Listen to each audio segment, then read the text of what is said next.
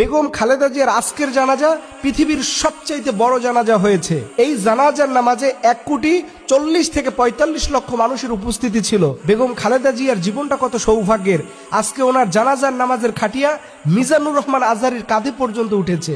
আল্লামা মামুনুল হক তার কাঁধে নিয়েছেন। গোটা বাংলাদেশের মানুষ তার জন্য দোয়া করতেছে। আমি আরো অবাক হলাম যে জনাব তারেক রহমান সাহেব তার আম্মার জন্য নিজে কোরআন তেলাওয়াত করতেছেন। এই দৃশ্যটা ওনাদের মতো এইরকম একটা ফ্যামিলিতে আশা করা, এটা আমি জীবনে কল্পনাও করতে পারি নাই। কিন্তু দেখলাম জনাব তারেক রহমান সাহেব তিনি তার মায়ের জন্য কোরআন তেলাওয়াত করতেছেন, তিনি তার মায়ের জন্য আল্লাহর কাছে দোয়া করতেছেন। সুবহানাল্লাহি ওয়া বিহামদি। আপনি এই জিনিসটাকে কিভাবে মূল্যায়ন করবেন? এবং দেখলাম জানাজার নামাজে সে বলতেছে, আমার আম্মা যদি কাউকে কথা দিয়ে কষ্ট দেয়, আমার আম্মা যদি কারো কাছ থেকে ঋণ নিয়ে থাকেন, আপনারা প্লিজ আমাকে বলবেন।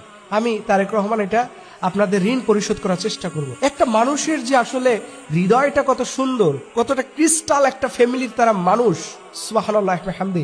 এটা সত্যি দেখে আমরা বারবার মুগ্ধ হয়ে যাই যে এরকম একটা মানুষকে আমরা হারালাম।